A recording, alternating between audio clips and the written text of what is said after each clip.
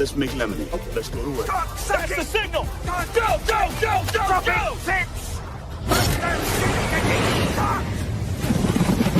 It's beautiful.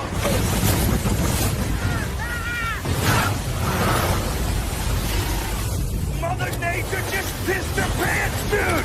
Wake up and hit the ground running. It's The Rush, presented by Willis Auto, with Travis Justice and Ross Peterson bringing you raw, unfiltered, and unapologetic talk about sports, life, and everything else that matters. No filter, no fluff, just The Rush. Welcome to The Rush Radio Show, powered by Willis Automotive. And don't forget, Willis Chevrolet of Granger, GM just announced a supplier discount on eligible 2026 Silverados, which means extra savings for you. Don't miss your chance to save on a new Silverado. Start your buying journey at willisauto.com. If you're listening on the audio stream at therushladio.com, the Rush Radio Android app, or the TuneIn app, thank you so much. Watching on YouTube, go ahead and hit that subscribe button. Leave a comment. Good morning to everybody who's already, and make sure to like the video and call the show if you have time, 515-517-2303. And follow us on our social media channels. Good morning, Ross Peterson. Morning, buddy. How was what today you said is today is it's Tuesday. Tuesday, the 21st God, of it already April. feels like it's later. That's how Monday went for me. That's how Monday went. I was like, is it Thursday? We're getting out of here? No. It's only Tuesday. That's right. It was beautiful yesterday, though. Absolutely beautiful yesterday. I know. I was just putting a thing on my calendar for Thursday at 3:30. That's why I was just in the Thursday brain mode. So sorry about that. Well, I want to know what brain mode you're in. Now, folks, Ross and I spend probably 15 hours a week together, right? And we do it virtually, but we sit here and gaze at each other's eyes. And every once in a while, I'm sure I do stuff in the morning that he's watching going, what is this bozo doing? But he doesn't say anything to me, which is fine. But Ross does some things. I'm like, what is he doing? And I'm like, I'm saving this one for the air. Okay. And so all morning long, you've been singing Shenandoah and 24 Roses. And I'm like, what is going on in his brain? Because Ross has never been a country music guy in the first place. I mean, you'll be like, all of a sudden, if I got 24 roses, would you change your mind? And I'm like, okay. And bottle of wine. And it was like, it wasn't once. It was like he would go and he'd sit down and go, if I got 24, and then he'd go into the kitchen, and then he'd come back and he goes, if I got 2, and it was like the same lyric. And I'm like, did you give Courtney 24 roses? No, she would love that. She'd love that. Morning, Courtney, by the way. Yeah, that's not a bad idea for the. So I'm like, I was going to say something. I didn't even think. I did like 3 or 4 times. I just sat down. If I had 24 roses. I don't know, dude. I can't tell you where that. I think I must have been like this morning. I must have been scrolling through something. You know what I mean? And that song must have popped up on like a deal. I love there's this account right now that's out there that's like what country music sounded like in the 90s, right? And it's always some dude in a 1994 Ford driving through a dirt road, and it's like, a Sawyer Brown song is playing. Sawyer Brown, yeah. There was a good group. Oh, dude. And it just sets me in that mood. Yeah. Do you know I worked for a country station for a while, right? Did you know? Were you up at KJJY? I was at KJJY. I loved it with my buddy Andy. Loved it. It was so much fun. And I did the overnights. Overnights when you're young in radio are fun. They're a lot of fun. Until they're not. Until you're like, yeah, I'll meet you somewhere. I never did that. You never did that? But dude, I had the crazy. I used to get phone calls from Newton, from the women's prison. How they got access to a phone at like 4 a.m. I don't know what was going on there, but literally the phone would ring and you'd answer the phone. And I can't. What was this woman's name?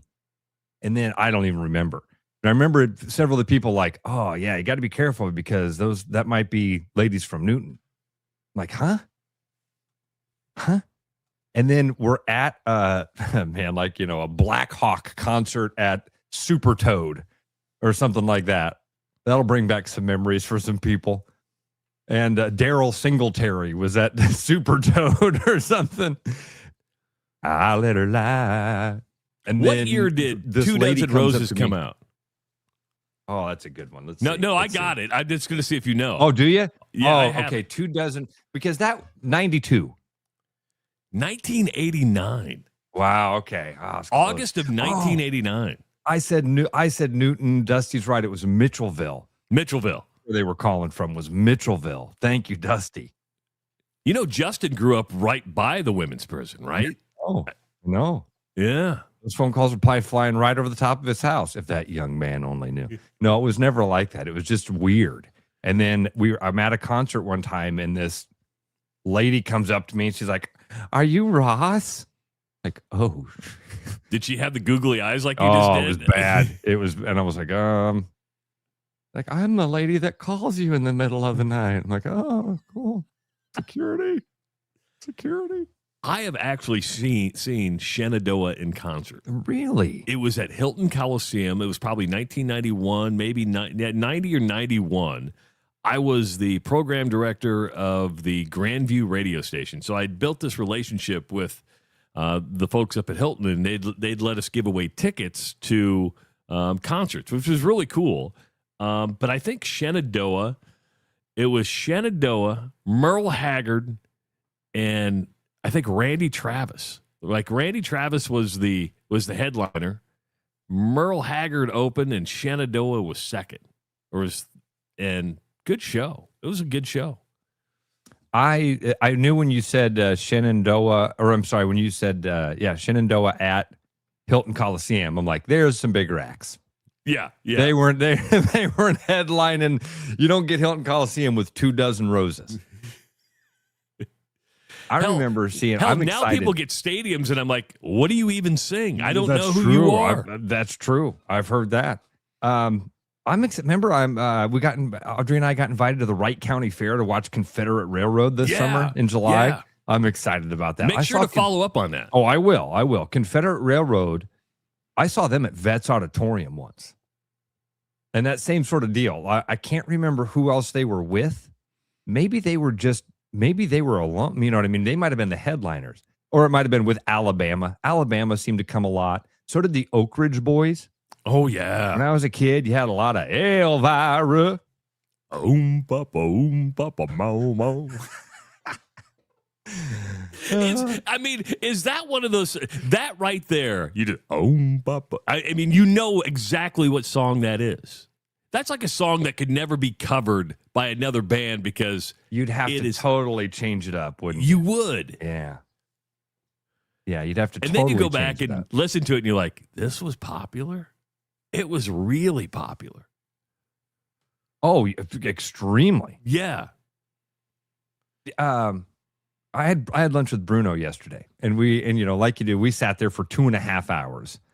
And by the way, Dusty, Bruno's back in for Canada, so we're gonna have a hell of a crew going up to Canada here this nice.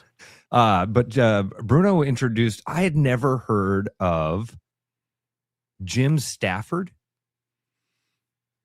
Ring a bell to you? I'm glad. Yeah. Okay, I'm glad you're kind of pausing there as well because man, he was like, we were talking about funny stuff and funny songs.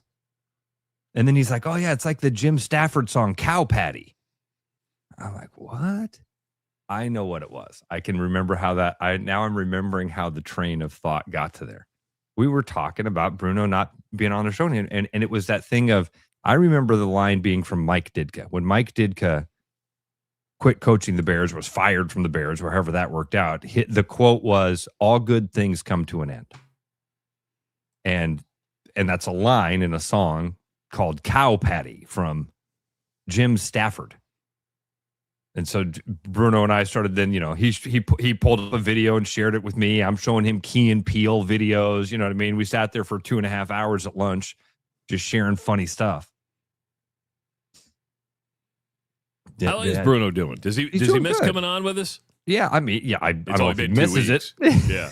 I don't have to get up in the morning anymore. He did say what event was he saying? He's got some fun thing coming up, and he was telling me about it. And I'm like, well, dude, let us know. We'll have you come on and promote it. So I don't, but man, it's in my brain somewhere. I don't remember. Well, which they do one it so was. many fun events at Full Court Press. So, Dude, their 20th anniversary of having El Bait Shop open, or 25th anniversary, is on May 1st. So wow. that was what it was. I'm pretty sure. May 5th. 25 years already of El Bait Shop. Maybe it's May 5th. Anyway. Coming up. He's got they got a long time. So still no recollection of why you just started singing 2 Dozen Roses. I think it came across, you know what I mean? I wasn't even spending much time this morning watching stupid videos, but it had to have come across there because I don't have my alarm set for 2 Dozen Roses. That could be your Sonny and Cher show, like from Groundhog's Day. Just when Ross's alarm goes off. If I got 2 dozen roses. When I'm waking up, I would want what am I thinking of? The Garth Brooks song that just rips from the beginning. And it's like 6 o'clock on Saturday evening, mama doesn't know she's leaving till she hears the screen door slamming, rubber squealing, gives a jamming, local country station just a blaring on the radio. That's impressive that you just ripped off that lyric that quick. I don't want to go. You better get your red head back in bed before the morning. Ain't going down till the sun comes up. I had to go. I had to get that far. Damn. Yeah. It's in there. If Ross was on stage, he wouldn't need one of those iPads and phones giving him the lyrics. He'd just have everything memorized. You don't memorize songs? Songs I like. But I couldn't have done a Garth Brooks song just like you did. I got a lot of Garth Brooks songs in my head, dude. That surprises me for some reason. I don't know why it surprises me, but it does. Sometimes I'm sitting there and I just have that line go by. He never hit the brakes and he was shifting gears. Yeah, remember the song about Mama? Because he went and plowed the truck into the house and decided to kill Mama. The hotel, not the house. The hotel, yeah. Mama went to the motel with the boyfriend. And the front, the desk clerk said he saw it all real clear. He never hit the brakes and he was shifting gears.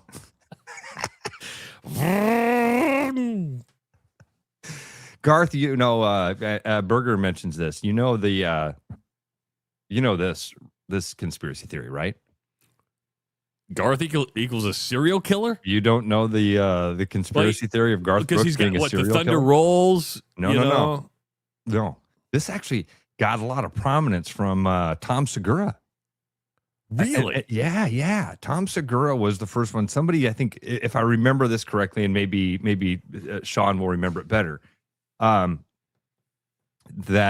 somebody mentioned it to Tom Segura that, hey, you know what's funny? Garth Brooks travels around the world, travels to all these amazing places. Every time he's at a show in a place, somebody dies. Now, he plays in big cities, and people die in big cities. He plays around the world, and people die all over the world. But people have like literally dove into this, and they lay it out like, yeah, Garth Brooks is a serial killer. Chris Gaines, his alter ego thing. Oh, that was kind of it. You know the story behind that? I'm sorry, I'm rabbit holing. No, we got all day to rabbit hole, man. All right. So do you know what the Chris Gaines thing was all about? I kind of feel bad for Garth Brooks on the Chris Gaines thing. So if you don't know what Chris Gaines is, Garth Brooks was not Garth Brooks for a full summer. He performed under this name Chris Gaines, and he changed his hair, and it was like emo. Right. And it was like a rock and roll.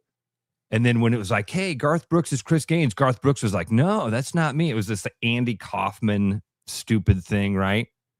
And a lot of people never understood it and were like, this is dumb. And Chris Gaines was actually the musical guest on Saturday Night Live one time. Garth Brooks hosted and Chris Gaines was the musical guest.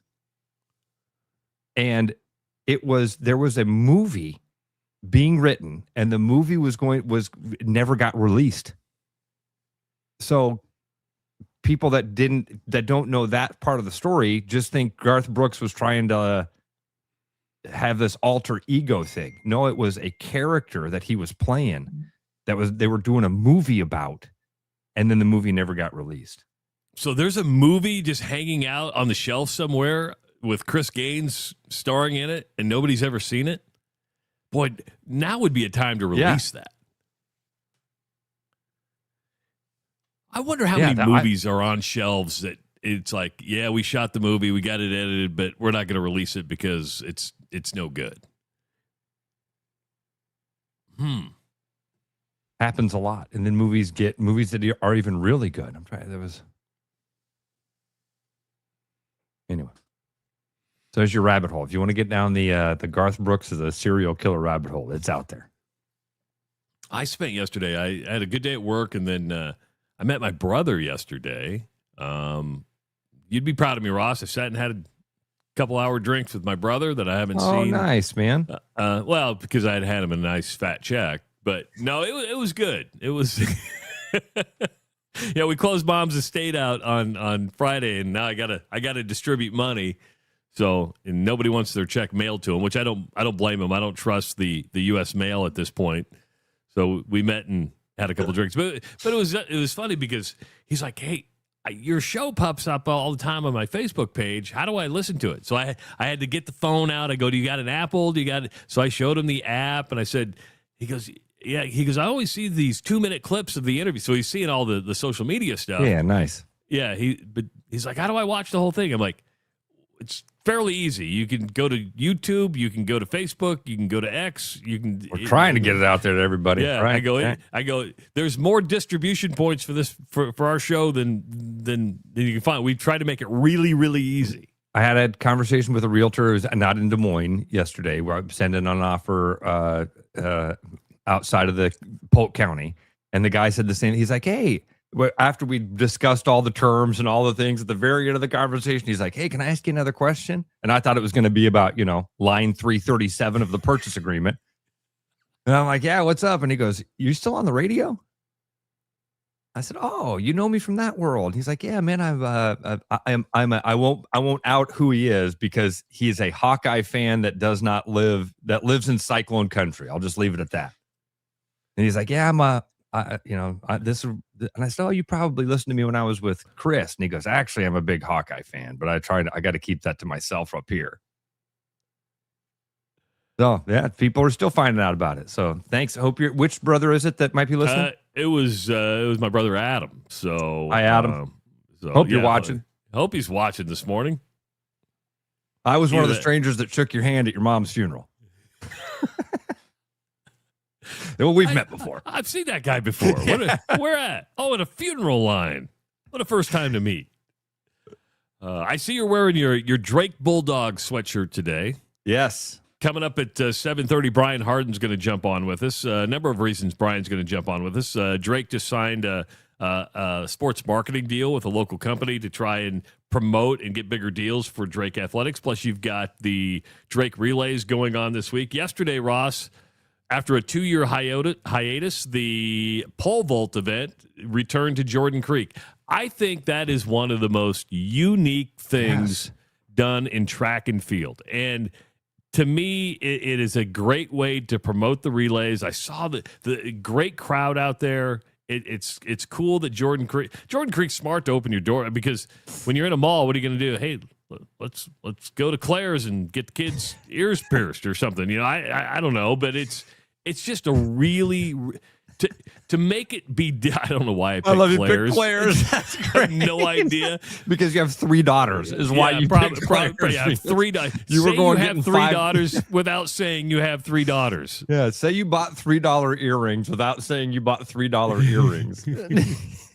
I always like watching them get their ears pierced, like, because they do the gun. I've never. Does Audrey have her ears pierced? Audrey has her ears pierced. I've never been the one that took her to get her ears pierced. I was with a friend when he got his tongue pierced once. Oh. And then that same friend got a Prince Albert, but I wasn't with him when they did that. Okay, I'm an old guy. I'm an old guy. you're going to have to explain to me what a Prince Albert is. And if it say pierce your penis, I'm going to like cringe. Okay, well, save space. Save space? Save space, everybody. Save space. That's exactly what it is. Oh.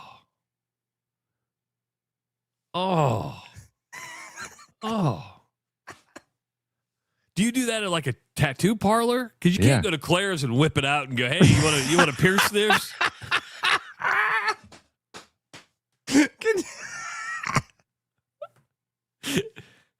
That poor girl at Claire's. Oh, hey, man. Can you give me a Prince Albert?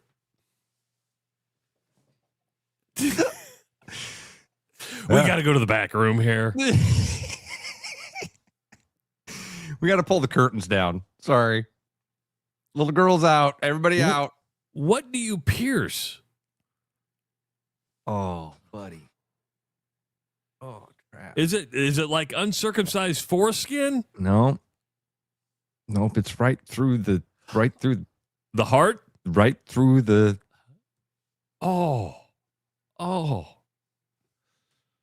Mm. Yeah.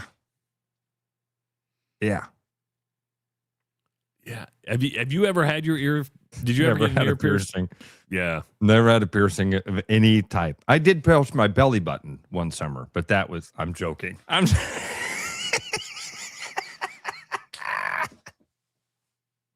But it wasn't tacky. It was like a cute little stud in there. I got a lot of compliments on it.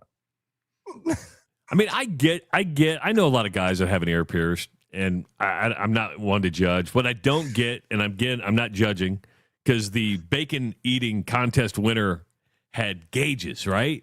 And I don't get the gauge thing. Oh, gauges are the circle things. Yeah, huh? the circles. And I'm like, at least if you just do a piercing, it's going to grow. It can fill in. You do the gauges, that's not coming back. That's I'm with you. That's one of them I've never. And then they only get bigger, I think, or you gotta. Yeah. That start hanging down. Yeah, but they did the pole vault last night. Casey Lightfoot, such a cool visual, Travis, of that. Like it's very smart of everybody involved. Smart of Jordan Creek to open the doors and say, yeah, come have that unique event out here. Smart of Drake Relays to get back there, because it is just, there's something visual about it. I think that was one of the things this morning as I was just whipping through videos. All of a sudden, my friend Natalie Rigatoso, who worked for Grandview and now works for Catch Des Moines, she had posted a video of and man, you see it, and there's something about you that goes, this is really cool. It's a neat event to do that. I think it's brilliant. Well, it's one of those things where it makes you stop and go, they're inside a ball. Oh, I'm just going to sit here and watch this. And it is really good marketing. Credit Blake Bolden for that, because he's such a visionary and tried to make the relay stand out. What it does is you get people to watch. Like Casey Lightfoot yesterday went 19 feet, 4 3/4 inches, a new mall record breaking, and that's what it is. I mean, he set the new record. But and then you had Sandy Morris go up and beat the world's number 2 pole vaulter. And she went over 15 feet 7 inches. They both cleared that amount, but because Sandy had fewer misses, she won the women's event. But you get 1,000, 2,000 people in there, and these people are going to compete again in the pole vault, another pole vault event this weekend. You're like, hey, let's go down and watch that. Let's go down and see that. So yeah, I like it. It's something different. And I'm glad they continue to do it, because it's good for the Drake Relays. So, but Brian Harden going to be jumping on with us right around 7:30 to talk a lot of things in all things Drake. And I think he'll be happy you're wearing the Drake Bulldog sweatshirt. That's a good looking sweatshirt. I love this one. I love it. Yeah, it looks classy, doesn't it? Yes, classy. That's the word. And I don't often look classy. Oh, I don't know about that. I think you're a classy looking dude. You're a classy dude. So, yeah. Well, you had lunch with Bruno, sold a house. You sold a house, you said? You got an offer out there? Got an offer out there. Yep. Things are going, man. It's lots of listings. We got some buyers I'm working with. I didn't tell you this one, dude. We have a few minutes here before this one's done. Okay. Yeah. This is not sports related at all. But it's an indication of kind of the world we live in right now. Okay. And I'm not getting into politics at all. I just want to tell people what happened on Sunday morning to me. I didn't mention this to you yesterday, and I really did mean to. A buyer, it was Sunday morning, very early, about 7:30. And I had a buyer that was looking for some houses that are hard to find. And so I found some and sent them to this buyer. And that buyer wrote back to me and said, hey, I think I'm going to wait a little bit because now that the war is over, I'm anticipating some changes. And I was like, what did I miss? The war is over? Yeah. Like, great. Oh my God. I'm like, turn on the TV right now. What's going on? I haven't turned on the TV this morning. There must be breaking news about the war being over. And of course, that was not the case. And it was an indication to me, Travis, of like the different news that we're all subjected to right now, right? And so and how you interpret that news, how you interpret it, and kind of where are you getting this information, right? So I reached out to my friend Patrick in Ireland because when we were in Ireland, the news was completely different than what we were getting. Completely different, 180 degrees. So I reached out to Patrick. I'm like, hey, I want you to start sending me some of the stuff that you guys are seeing in Ireland. And I want to juxtapose it with what I'm seeing here in Des Moines, because I don't know I'm not sure where that information would have come from. So I only say that as a way. I was going to have a long conversation with you about it. I'll probably call you today and we'll do that. But I just wanted to say that as like a way of, man, we live in a weird world right now. Even news is hard to decipher. Great word for it. Great word. And by the way, Chad, who I met on Saturday at Bacon Fest, says, Ross, you no longer need to clarify that things are not about sports. Look at Chad. Chad, good to see you, buddy. I like seeing our people's faces. You know what I mean? I feel like I've maybe met Chad as well. Maybe not. He works out there at Des Moines Golf and Country Club. Oh, does he really? Yeah. Well, look at that. Yeah. Well, we're going to be seeing Chad in a couple of weeks, right? Well, we're going to give you some information on that coming up. Going to be fun. Not a cheap ticket, but if you're a Hawkeye fan, it's going to be something. And if you're a music fan, it'd be something you really want to be involved with. You know, Ross said he's writing offers on houses, looking at number 341 on the purchase agreement. Well, to get to that purchase agreement, you're going to need a loan, and Gary Presnall, a mortgage banker with Northwest Bank, wants to finance that loan. He's been financing residential homes the past 25 years, offers VA, FHA, IFA first-time buyer loans, and conventional and new construction loans, and all approvals are done locally by Northwest Bank. And those approvals, or pre-approvals, can get done in 30 minutes, after hours, and even on the weekends. Gary's been the state of Iowa's top producing mortgage banker the past 8 years. Give him a call today to start your buying journey at 515-975-6767. It is the Rush Radio Show, powered by Willis Automotive. The Rush Radio is now on the free TuneIn app, allowing you to enjoy the show on Apple products and Android Auto. Download the free TuneIn app and search the Rush Radio to take Travis and Ross wherever you go. Hey, Iowa Lottery fans, it's Kyle Larson. High Limit Racing is returning to Iowa for 2 races in June, and you can win a chance to meet me, tour the pits, and watch the action from a VIP suite at Davenport Raceway or Shelby County Speedway in Harlan. Plus, score exclusive race day merchandise. Just enter your non-winning Diamond Dollars scratch tickets into the Iowa Lottery VIP Club for your chance to win.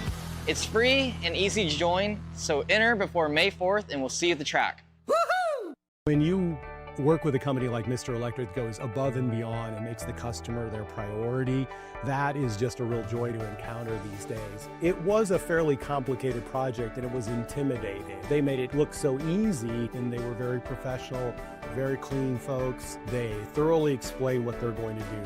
It's clear that they're experienced and that they know what they're doing. Having professionals out there that can do that for me, that gives me a lot of peace of mind.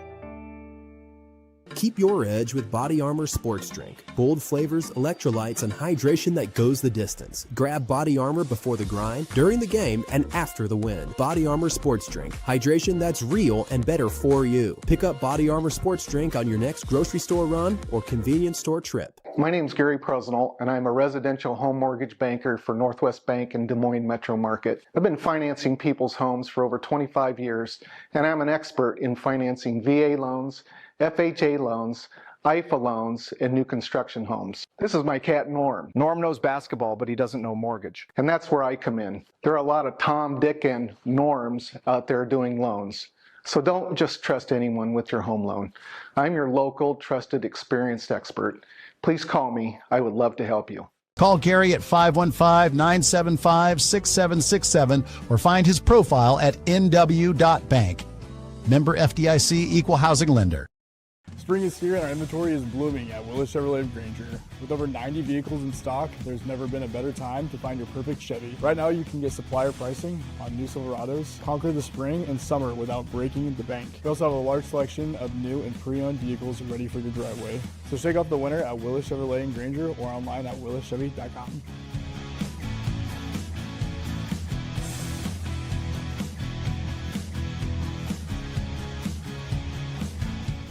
Hi, it's Noel. If you're thinking about popping the question, start with a jeweler you can trust. At Fiscus Jewelers, we offer the largest inventory in Ankeny, featuring stunning engagement rings and rare and forever natural diamonds, pre-screened with advanced technology. If you don't see exactly what you're looking for, we'll custom design it together, and our CAD drawings are always free. And when it's time to say I do, don't forget the guys. We offer the largest selection of men's wedding bands around. Fiscus Jewelers, your jeweler for life.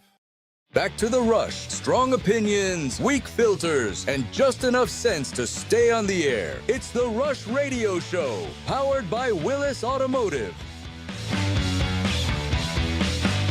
If you're thinking about a vasectomy, Urology Center of Iowa offers a no-scalpel procedure that's quick, straightforward, and performed by specialists who do it every single day. Visit iowauro.com and click schedule an appointment at Urology Center of Iowa. We see you. Ross got some good news yesterday. What was that? Good news. We got another promotion coming up. Mother's Day is right around the corner. And Noel Fiscus is on board for a Mother's Day promotion. We're going to have Noel on maybe next week. And we need to he's going to figure out what the prize is. We probably got to come up with what the what the contest will be, but we want to make sure we give it away before Mother's Day so people can have it picked up. And you know, dudes, if you're out there listening, or even chicks, is that politically correct to say? You can win it for yourself if you're a mom. We don't care about that. Or you can actually give it to your mom. Chicks. I mean, what do you wenches want us to call you? I don't even. Babes. I am. That's fun because Noel has a fun story. I mean, he really does. Noel's a fun guy to talk to about anything. He's just got a really light personality. And his story of how he got to where he is and a family owned and operated jeweler, that's not a very common thing. It's really neat. So I'm excited to do that. Noel's one of my favorites, man. Speaking about politically incorrect, you mind if I rabbit hole here for a second? Let's do it, brother. You know this. So, you know, when you send your kids to college in this day and age, you never know what they're going to be educated on, right? And there's just a disconnect between parents and their kids of what they find acceptable. And this happens a lot when we have the kids on speakerphones, and my kids will say something, and I'll be like, that's bullshit, you know? Yeah. And so we're just sitting there making dinner the other night, and Greta's on the phone in Savannah, and we're just talking. She goes, Mom, I learned something today. And I'm like, oh, God, here we go. And she goes, you know, because I knew it wasn't about painting or anything within the profession that she's going down. She goes, and I'm just sitting, I think I'm peeling potatoes or doing something. And she goes, I learned today that the word crippled is not acceptable anymore. And all of a sudden you hear me go, what the hell are you talking about? And Angela's like, shut up. Just don't go down this road. Just be quiet. I go, what do you mean you can't say crippled anymore? Crippled is not derogatory. Is it? Handicapped? Would you rather be called if I'm crippled, I'm crippled. If you're crippled, you're crippled. I never once thought, hey, look at that cripple. You know, I mean, it's like, why is that not? And Angela's just watching my face get redder, going, "Why are we sending against these liberal institutions to where they can't even say the word cripple anymore?" I mean, I don't remember the last time I used that word, to be honest with you. You don't see many crippled people, probably. I don't know, but I didn't know it. I guess it. Am I supposed to say physically impaired? That's a lot to get out of my mouth. Oh my goodness, is crippled a bad word? And your AI overview instantly says yes. Widely considered an offensive and outdated term when used to describe people with physical disabilities. Why isn't disability considered? I feel like that's more like pointed. Yeah, you know what I mean. That's degrading. Well, you have a disability. Oh, there's ability. You're done. You have the disability. Yeah, it means you lack ability. Words. Are you using it in an offensive manner? Are you using it in a way that is meant to be derogatory? Like, I know this sounds so cheesy, but it's kind of like art or pornography. I know it when I see it or hear it, right? And so if somebody says, I don't know, I guess it's what's in your heart is what I want to say. Like midget. Are you I don't want to say little people. What do you mean I'm little? Okay. Midget's just a lot easier for me to say. I don't mean it in a derogatory manner. It's what I grew up with. Yeah, I mean, I guess I hadn't. Sure. Words change, man. Words change over time. And we hear them. We hear all these words in our 2026 brains, in our language of today. There's a lot of words that are like that. Did somebody just decide I don't want to be called crippled, so therefore it's offensive? I don't know. I don't know how that happens, man. I don't know. I'm just back there. You can say cripple. Yeah. You can say it. Dad, be quiet. It's not nice. I'm not a nice person. I love you are. I love that you guys are still making dinner with the kid with Greta on the phone, on speakerphone like that. That when you said that, I'm like, that's just, that fits. That's really cool. Yeah, it's either Greta on the phone or Sutton. You know, Abby calls every day, but it's like, Abby, we don't want to see you. We just want to see the baby. Just put the baby on. That's all we want to see. Just kidding, sweetheart. And do Owen and Lizzie still stop by quite a bit? And they're there? Owen was there. You know, it's interesting. We see the girls via FaceTime more than we see Owen and Lizzie. If you know, Owen's been over 2 days in a row now, that's like a world record. But usually it's a week and a half before we see those guys pop by. So I mean, they live literally like 4 blocks away, but we see the girls much more. Never there. Yeah. Never ever there. Yeah, there's something about that proximity thing. There really is. There's something about that because you think, oh, I'll see them all the time. So you make plans to see the people that are far away. Speaking of crippled, I don't think he's crippled. But he is in stable condition, and I apologize for not bringing this up yesterday. I totally spaced it out, but it doesn't get old watching, and I'm glad that he's alive. But if you happen to see the Virginia Tech spring game the other day, dude, this is insane. This is a skydiver coming in for a landing, what was supposed to be at midfield, and then, the wind picks up, and boom, right into the scoreboard. Right into the scoreboard. And then, Ross, his parachute literally saves his life as he's just dangling there from the scoreboard. Travis, I've not seen this angle. I've only seen it from about the 50-yard line to I guess what I'd call the port side of where he's facing there or whatever, however you want to say that. Bang. Oh, dang. He hits that thing hard. Dude, pieces of the board are flying off. Yes. Yes. Oh, I've not seen that angle. I've only seen the other one that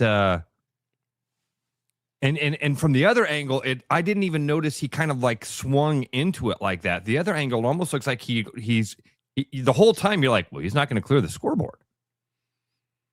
The other part of the story that people don't know, there were 2 skydivers that day. The wind was so bad, the other skydiver landed on the outside of the stadium into the practice fields. Yeah, from the video I saw, you can see that guy. From the one in the 50-yard line, you see the other guy not even close to the stadium. I mean, he lands in the parking lot, or you say he lands in the practice field that's adjacent to the field, right? Have you ever skydived? I have never jumped out of a plane. I've thought about it, and then I'm like, do I want to jump out of a perfectly good airplane? I don't think I do. I was scheduled to jump with the Army Golden Knights at the Offutt Air Force Base air show, right? They're like, so when I was on television, they would send out the invites. And so I get all signed up. I'm pumped up. I'm like, I'm going to do a tandem jump. What could go wrong with the Army Golden Knights? These are the premier jumpers. I mean, they do this every day. They go around the country. They're so good. They're like the Blue Angel pilots of sky jumpers, right? I mean, that's what you do. True. So I'm signed up. I'm like, I'm going to go to the Offutt Air show. I'm going to jump out of a plane. And then I get the phone call from the United States Army. Mr. Justice, yes. We're sorry to inform you that you're not going to be allowed to jump. I'm like, did I not pass a security clearance? No, you're too fat. You're too fat, and you can't jump out of a plane with the Army Golden Knights. You exceed the weight limit of what a tandem jump would require. So my dreams, my hopes of jumping out of an airplane in the safety of an Army Golden Knight was just dashed. Because they probably look at, anybody want to take a chance with this guy? Nope. Nope. Not at all. We know the security limits. But I guess it was windy that day, right? And you could see he was drifting towards midfield, and all of a sudden the wind picked up and brought him right back into the scoreboard. That angle shows it a lot, shows that swing a lot better than the one that I saw. The one that I saw, it almost from the entire time he's in the frame, you're like, well, he's not making it into the stadium. I mean, the flag is what's pulling him. Obviously, the wind is, but it's that extra weight of the flag that you just can't get the thing going. That man, that guy's okay though. He's in stable condition. I mean, he hit the scoreboard hard. How'd they get him down? Oh, so what happened was, so he's dangling there going, if I fall, I'm most likely dead. And now there were people running up like, hopefully, if he was going to fall, somebody was going to try to catch him. But he's just dangling there. The Blacksburg Fire Department was able to get up there with a cherry picker and get him down. Now, I've never jumped out of a plane. You've never jumped out of a plane. No. I'm sure somebody listening to the show has jumped out of a plane. Or we got a lot of guys commenting on it, yeah. Now, there may be somebody who's like an instructor listening to the show. Wouldn't there be, when it comes to these timed landings, and they're not the only ones to do it. You see skydivers jump in. Isn't there put your finger up in the air and go, it might be little too windy today. It's like, I don't know why I do it, because I see people on TV do it. Like when you're on the golf course, you pick grass, throw it, and see which way the wind blows. Like I can really control where my ball's going to go. But you're like, oh, wind's pretty coming out of the it's not in my face. Remember when Tiger had the one caddy who would puff his cigarette and Fluff Cowan? Fluff? He'd hold his cigarette in the air? Wind's blowing that way. My dad jumped out of a plane a few times in the military, and he had said to me a long time ago, if you ever get the chance, do it. It's the greatest rush. It's the greatest rush ever. My buddy Josh Alton, who's a comedian, he was doing did a show like for a skydiving company one time, and as part of the payment, they took him skydiving. So I've had a lot of friends that have done it. There was this really good story that was in my mom's side of the family. My mom has some aunts that were pretty wild. And one of them at like 80 decided she wanted to go skydiving. And they took her up. They did the tandem thing. They strapped her to another instructor. They jump out of the plane. My great aunt passes out. She's unconscious the entire time they fall. She apparently loses bowel control while she's in the air. She shit herself? With a tandem guy, with a guy strapped to her. So she's shitting on the dude. This is a story I've been told, okay? So she's losing all function. The guy, she's unconscious. She's, weighs probably 60 pounds or whatever it was. The guy lands. They wake her up. And she's like, oh, no. Oh. What happened? I'm like, well, you passed out. She's like, oh. Do I get a refund? They're like, no. You get a bill with a cleaning bill, and all the people that were lined up to go behind you didn't go. So we lost a lot of money on this one. Do I get a refund? I paid for an experience I didn't even get to experience? That would be like first time I went to a Neil Diamond concert. I don't remember a lot of the concert.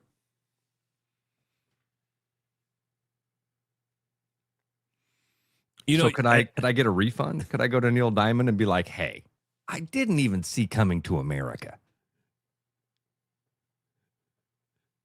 I saw Suleiman. That's all I saw. I remember Suleiman. That's it. Suleiman. Now I'm going to be singing that. Like you're singing 2 Dozen Roses. I'm going to be singing Suleiman all day long. Suleiman. As they're on their way down, they're probably like, it's pretty windy today. Yeah, but let's chance it. I think we can make this work. As the guy's coming in for the stadium and he's watching the other guy getting blown back on the practice field, at what point did he go, oh, shit?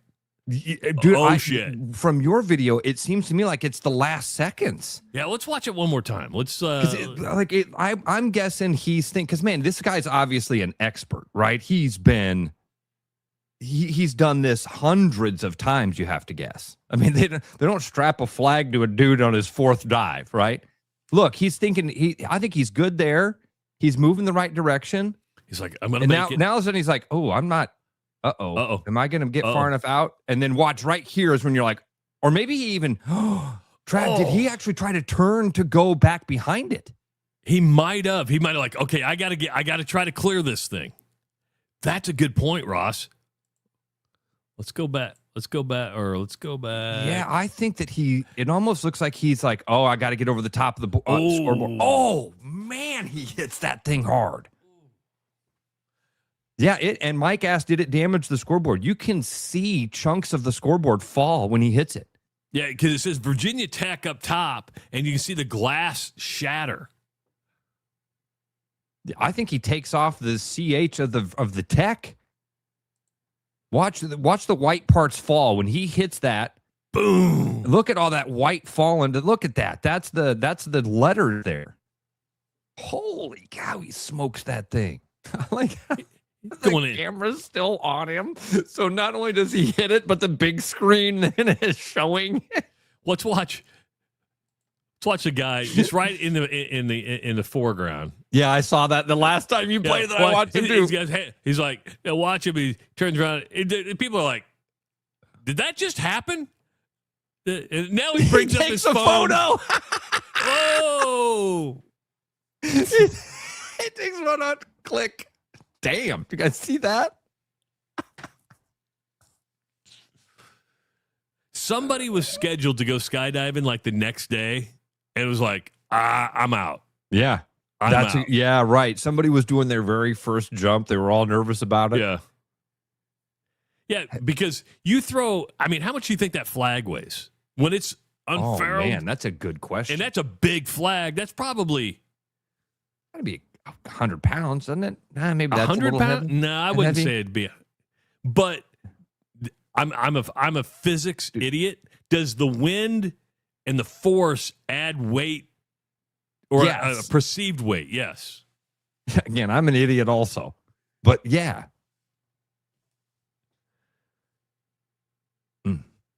Has anything like that ever happened at like Iowa or Iowa State? Has there been the closest thing we had at Iowa? I've got the picture here somewhere. I think it's around the corner here in my bedroom of the flyover at Kinnick Stadium where the guys got in trouble because they went too low?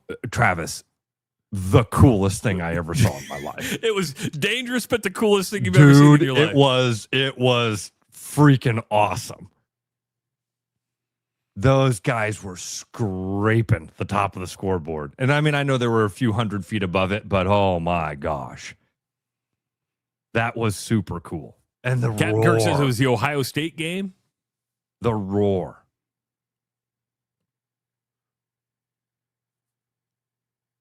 Yeah, because I don't know what the clearance has to be. A couple 100 feet's probably a little too close for comfort for 70,000 people. Remember, they got in trouble. They got like reprimanded for going too low. Yeah, but we gave the people what they wanted. Who in that stadium didn't go, wow, that was super cool? America! Rock, flag, and eagle!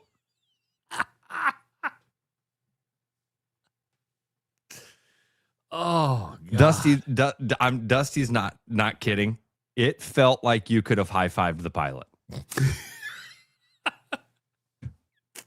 Open the cockpit, put your hand out, everybody slapping your hand as you fly dude. by. There's a part of me that remembers it being Top Gun style, that as the pilot flew by, he gave us a salute.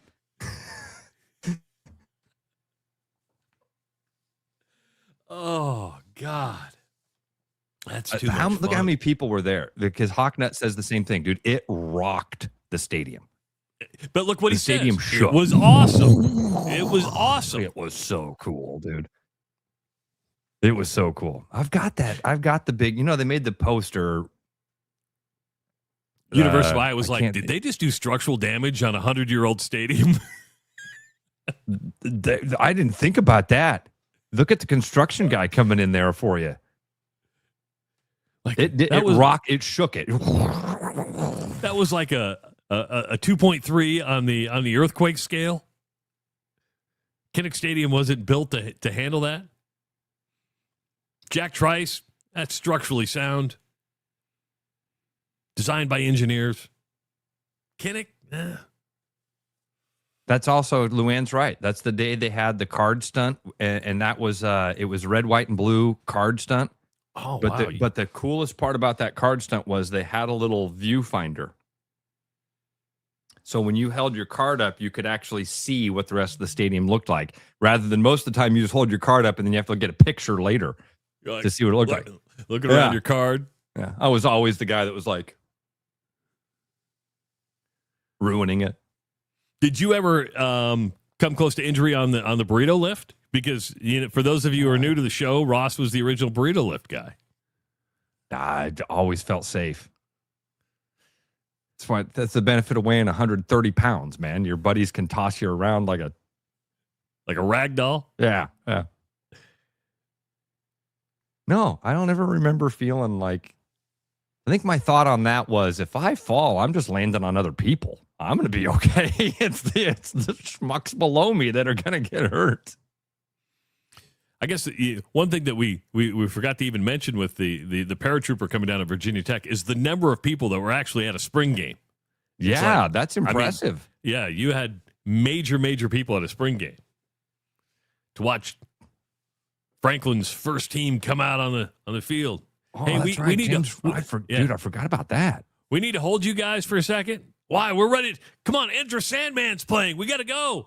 Yeah, we just had a parachutist hit the scoreboard. We're going to take about 30 minutes to get him down. What song was it? Was it a Metallica song playing? Because I saw somebody say they always. So Virginia Tech has always come onto the field. It's actually one of the coolest. I've actually been in Blacksburg for a game before, and they play Enter Sandman, and it is super cool. It's one of those pregame traditions.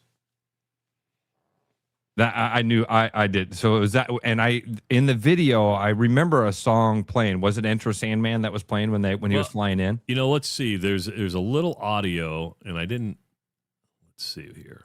See if we can hear the audio on it.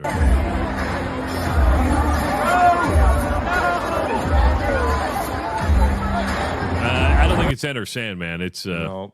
Don't know what that was. It's got a heavy bass. I know that.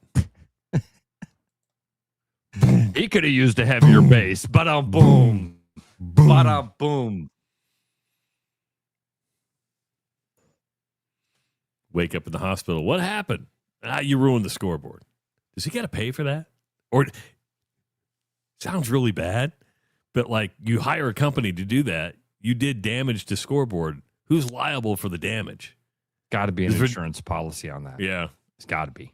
Hey, are you okay? Great. Do you have your insurance card on you? We just need to file a claim real quick. We gotta file a claim. Think of the firefighters get up there and they're like, all right, we can't leave the scene of the accident until you provide valid insurance confirmation. Do you have your guys hanging there? Well, it's in the glove box. Can you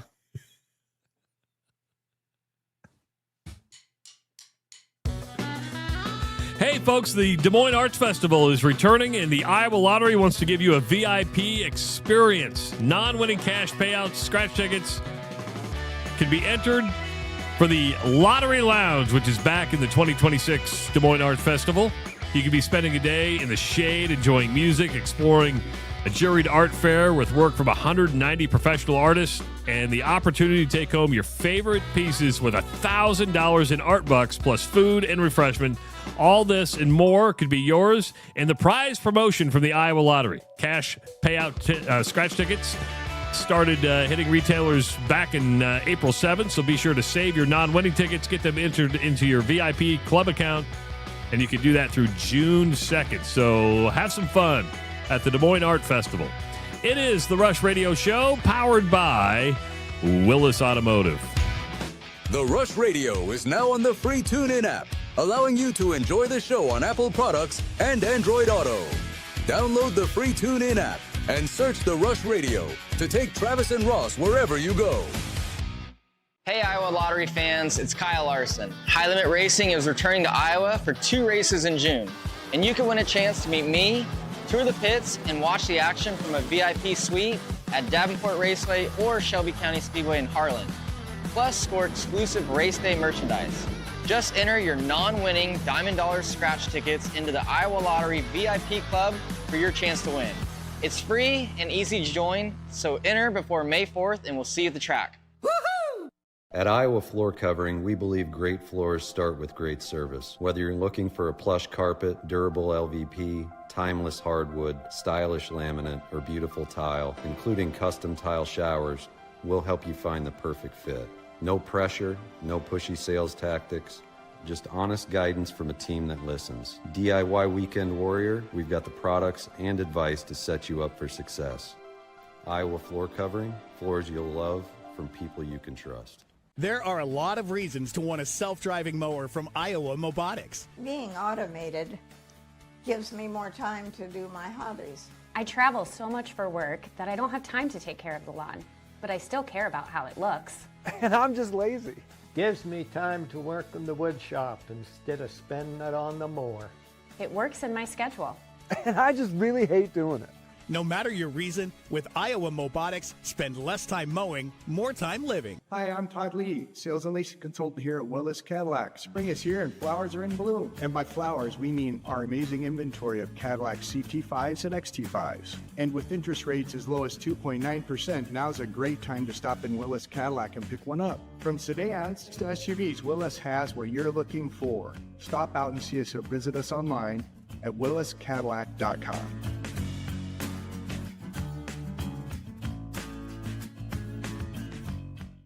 Your house wasn't built for bats, birds, or raccoons, but try telling them that. At Bats and Bugs Pest Solutions, we've been helping Iowans take back their homes for over 20 years. We use cost-effective, eco-friendly methods to solve wildlife and pest problems the right way. Whether it's bats in your attic, birds in the vent, raccoons in your chimney, or moles in your yard, we have long-term solutions.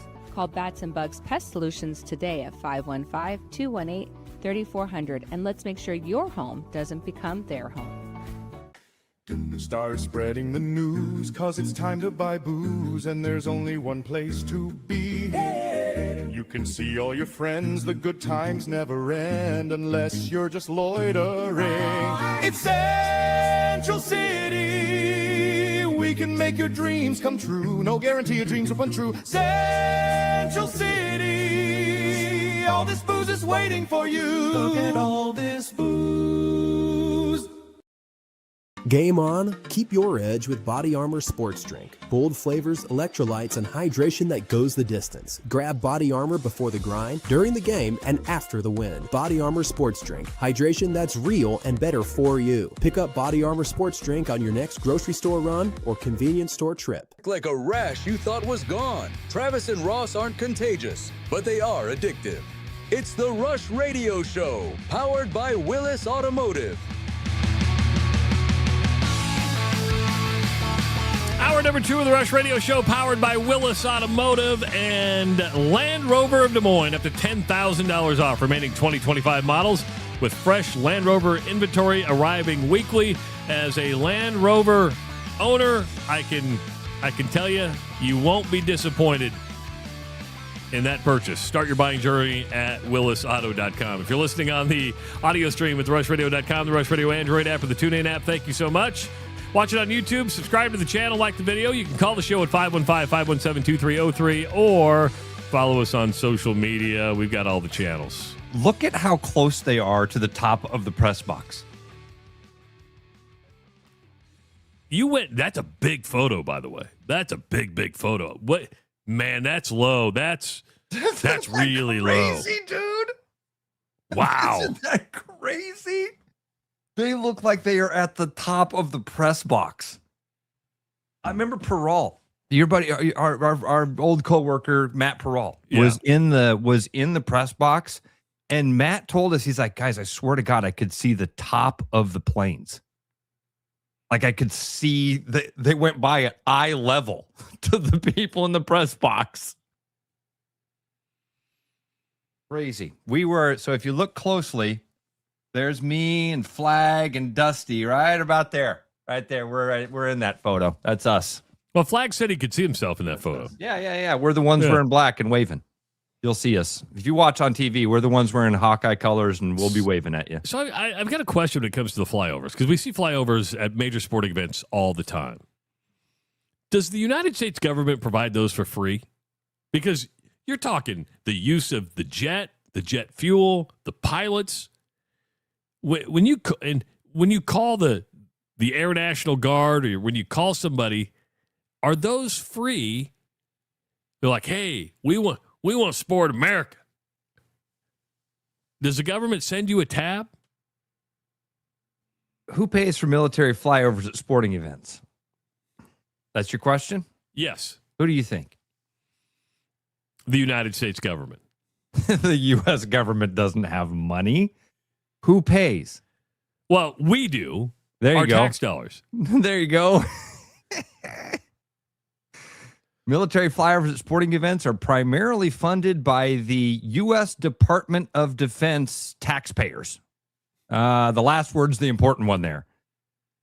While the military considers these events, which can boost roughly $80,000 for large, can cost $80,000 for large events like the Super Bowl. They are officially training missions and recruitment public relations efforts. Paid for by taxpayers. Listen, when you're there, it's the coolest thing ever. America. And I'm not trying to make political stuff out of this. It was like, because there is a cost. Yeah. But you're right. There may be a little kid sitting there going, I can do that. And you join and you become a pilot later on in life, which is super cool. Then you join, and you're like, okay, when do I get to fly over the stadium? Well, you got to go somewhere else first. You got to do this stuff for real.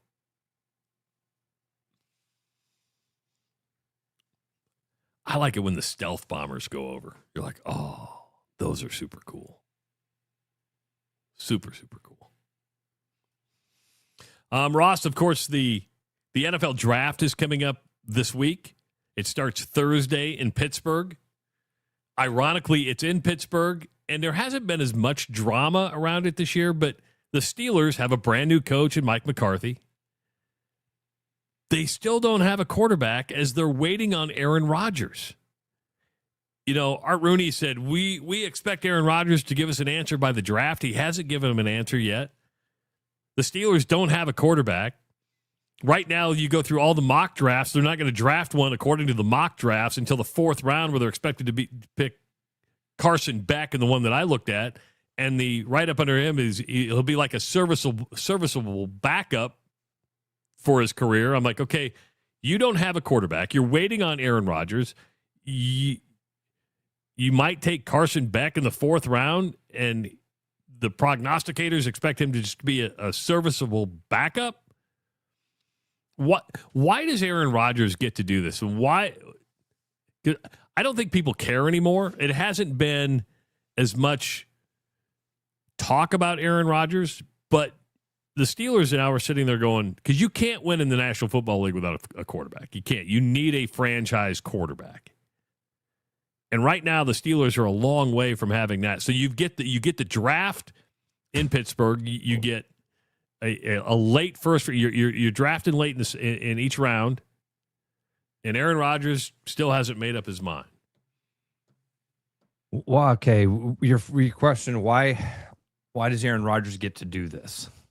Because he's Aaron Rodgers? 2025 regular season stats for Aaron Rodgers: 3,322 yards through the air, 24 touchdowns, and 7 interceptions. That puts him in the middle of the league for most of those stats. I mean, puts him in that 12 to 15 range when you rank all of those things. Yeah. At 43 years old, 42, he'll be 43 this year. The guy still is one of the middle of the road quarterbacks in the NFL. I'm not a huge fan. I don't think a lot of us, I think every one of us has had a moment where we were like, oh, God, just go away. Just go away, please. We're done. The guy can still get it done at that level, though, where he can be he can be a serviceable NFL starting quarterback. Yeah, yes, that's a good way to put it. Not just a serviceable quarterback. He's a serviceable starting quarterback in the NFL. So that's why you're able to do it, because playing quarterback in the NFL is extremely difficult. I mean, dude, we take the guys that are 10th in the league and just trash talk him. A guy like, how many times Kirk Cousins sucks? You can name any NFL quarterback almost, and you're going to have part of his fan base or another fan base that says that guy sucks. One of the 10, 15 best in the world at doing something really hard to do, and we just trash talk him. Yeah, but he threw an interception. You said he had 7 interceptions. I wouldn't have thrown 7 interceptions. It's hard. It's an extremely difficult job. The guy has been good at it. Interesting take from Humphrey, and that is, I think Rodgers been overrated his whole career based off his accomplishments. He's won a Super Bowl, and sure, he had good players around him. To win a Super Bowl, you need good players around you. But I don't think Aaron Rodgers has been overrated. I mean, it depends. If you have people that say he's the greatest quarterback of all time, that's overrating it. Yes. But the guy's in it. He's won a couple. Has he won a couple MVPs? Or I believe so. Yeah. Let me look it up here, because I'm on his ESPN page, not the Aaron Rodgers Wikipedia page. But I would believe, there's a lot of people who felt for Aaron Rodgers during the Brett Favre thing, because Brett Favre didn't want to leave, and it was obvious that Aaron Rodgers was ready to take over. And then he comes in, they win the Super Bowl. He has those great seasons. He's never won an MVP. He's won 4. 4. That's not being overrated. Super Bowl champion, Super Bowl MVP, 4-time most valuable player. I mean, you might not like the guy. This is what happens with what we do with athletes. You don't like the guy. He was on the Joe Rogan podcast and you don't like Joe Rogan, or he was a Trumper and you hate Trump, or whatever it is. You didn't like the way he left Green Bay, or you didn't like the way he talked about his ex-girlfriends or didn't talk about his ex-girlfriends. You don't like the person, and then you say things like, man, he's overrated. Is he the greatest quarterback of all time? No. Is he in the conversation of the greatest of our time? Absolutely. Absolutely. 4-time MVP over the course of 10 years, by the way. Won his first one in 2011. He won his last one in 2021. You can assume it's the last one in 2021. Man, over the course of 10 years, 4 times you were the MVP in a league that had Tom Brady, in a league that had was Peyton Manning still around? Trying to think when Peyton won. I wouldn't say they were necessarily. Yeah. But he's been really, really, really, really good.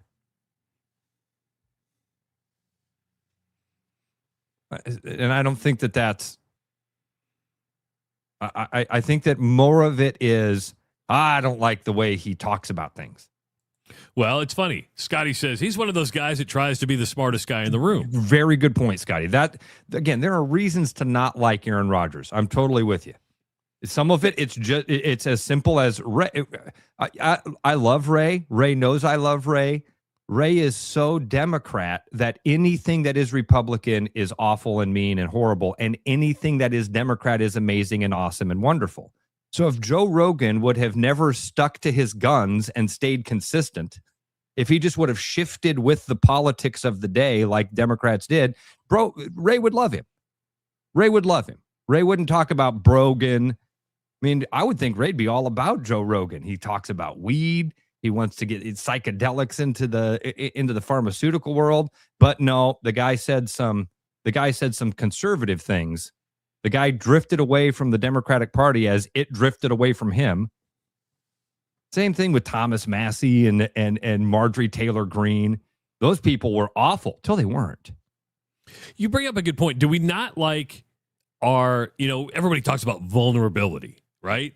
Do we not want our heroes, our athletes, to be vulnerable? Meaning, when he goes off and does the ayahuasca, go, that's too much. Or, hey, I've got a messed up family life to where I don't talk to my parents. Hey, I do we not want to hear that from the people we idolize?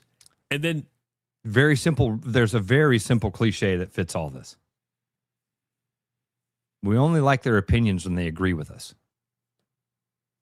That's it.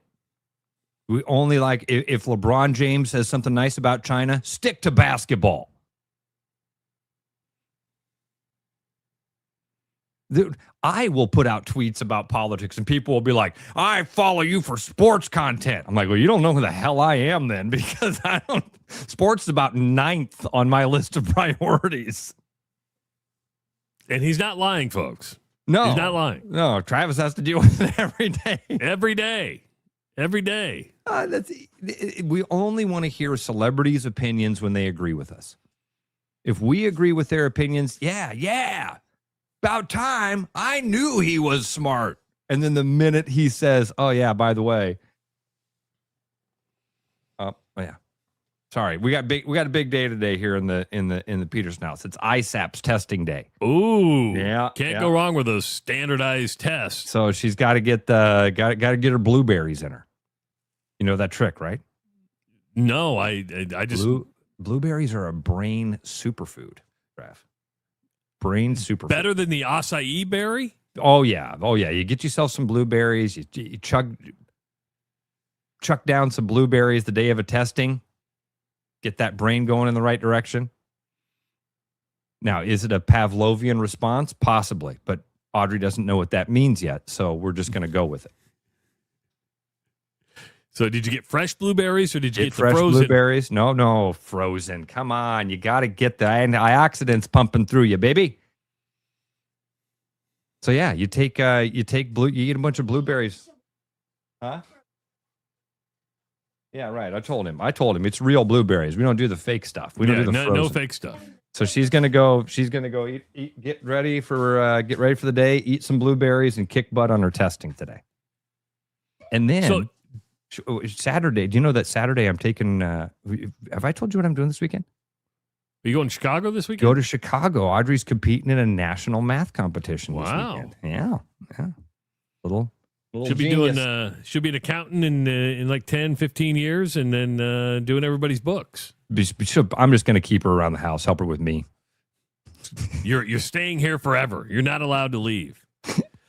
But I think, as we were talking about Aaron Rodgers, that adds to, because of his outside of football and the way he kind of has approached the later years of his career, going to the Jets, going to the Steelers, am I going to retire, not retire, adds even more opinion on the way he's going about it. We never saw this with Tom Brady. I mean, Tom Brady signed with the Buccaneers, retired, came back, but then retired and never came back. And nobody really cared, because the worst thing Tom Brady ever did was have a weird eating and workout schedule with his TB12 type thing.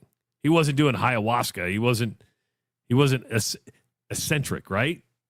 And he left the cheating up to his coach, so that was nice of him. Yeah.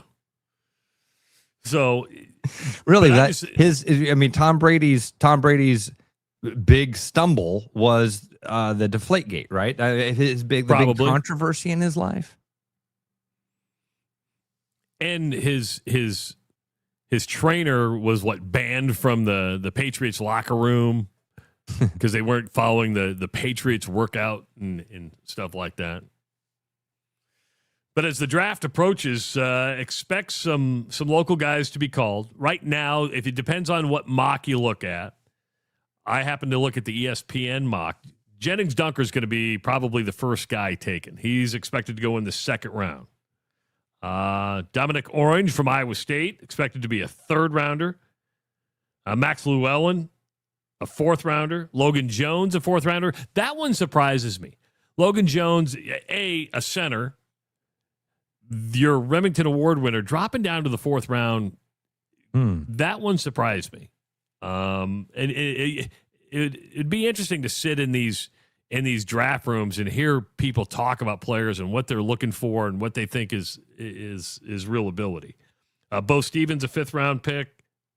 TJ Hall, a sixth round pick. Caden Weegan, a sixth rounder. Do you think Caden Weegan, size is going to hurt Caden Weegan, right?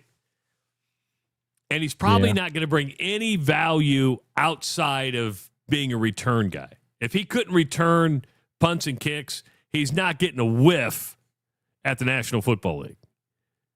But somebody's sitting there going, hey, all he has to do, because he's got that screw loose, is return punts and kicks. We'll let him do that. We'll keep one of those roster spots there for him. This is the okay. My instinct tells me that characteristic of having a screw loose is not unique in an NFL locker room. That's fair. That's fair. So now you've got to not only be in that category of these 20 other dudes that have a screw loose. Now you've got to be the best athlete and have the best resume and have the best. And then we all know this too, which is an unfortunate part of this whole draft thing. Wherever they draft you, they feel invested at that level. And if they're invested in you, they're going to give you a longer leash and they're going to give you more opportunities. And if he's a fifth round pick, he's going to have to earn his way there. I think you're right, Travis. He's a fantastic return guy, obviously. And but I think that trait of, oh man, he's the craziest dude that's willing to go out there and just throw caution to the wind. I think in an NFL locker room, not necessarily a dime a dozen, but a million a dozen, however much. But what he does have to back it up is the speed to go along with it. Yeah. And that's going to assist him. It'd be interesting to see if he makes a team just as a return guy. And you could use him in special situations, but his size would hurt him. It's funny because you say size, and right away I'm like, man, there's been guys that have been, there's been the Julian Edelmans of the world and those guys, but they were really good possession receivers. And Caden Weegan doesn't have that resume. I'm not saying he doesn't have that skill set, but at Iowa they didn't chuck the ball to him enough for him to to show be seen as that guy. Yeah, yeah. Yeah, I mean, what they did is throw a 5-yard out to him and say, okay, now do your thing. A bubble screen. Yeah. They handed the ball. I mean, seriously, they handed the ball off to him in the backfield a lot. Drew Stevens also expected to go. They've got him going in the 7th round. Now, I'm not a huge draft guy. Neither one of us are. But right now, no first rounders expected. Have to wait to the 2nd round before local guys go. But that's coming up. Going to be in Pittsburgh. Will you watch? Do you like the pomp? Will you watch the first round, or is it one of those? Nope. It'll be when does it start tonight? Thursday. So no, I won't. And usually, what I do with the draft, it feels for some reason I feel like I'm always out to eat. I'm at like dinner, and there's a TV on, and then it starts to scroll past, and you're like, oh, okay, yeah, I'm gonna look for.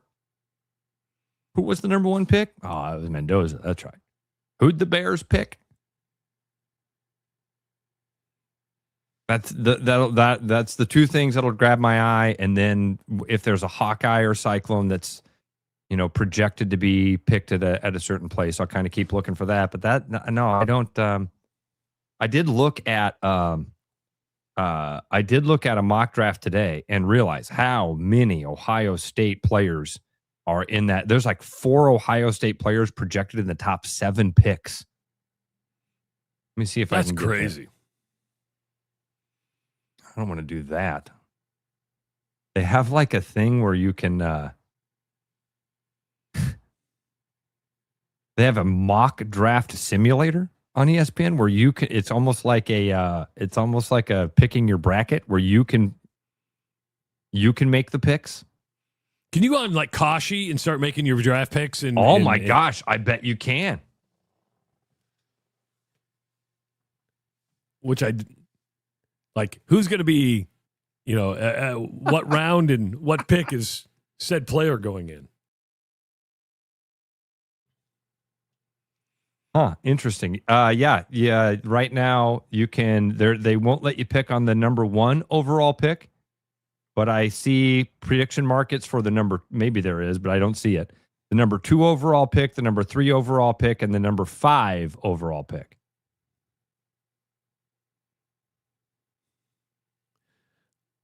Austin cracks me up. Draft always falls on dance recital weekend. So while I'm not super into it, I'm the dad who sits in the back glued to his phone. No, because, Austin, you don't want to be at dance recital weekend. Yeah. Nobody wants to be at dance recital weekend except to watch their kid. The problem is your kid will dance, and then they don't dance for another 2 hours, and you don't give a shit about the other kids dancing. But you're like, what do I do to kill time? You pull out your phone and you watch the NFL draft. My favorite type of dance is the interpretive, because it looks like they're doing Tai Chi.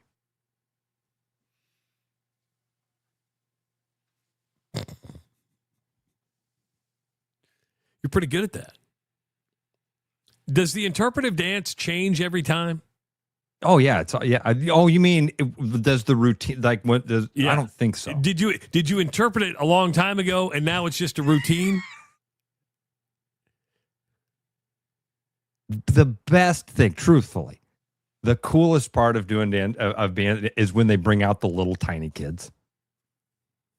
It is like without fail. No matter if they're really good and they all do the dance and they all stay with it, or the more classic thing when like 4 of the 5 kids just freeze and trying to find mom and dad, and the lights are, I can't see anybody past the first row. And there's one kid who's looking off to the side of the stage to watch the teacher, to follow what she's doing.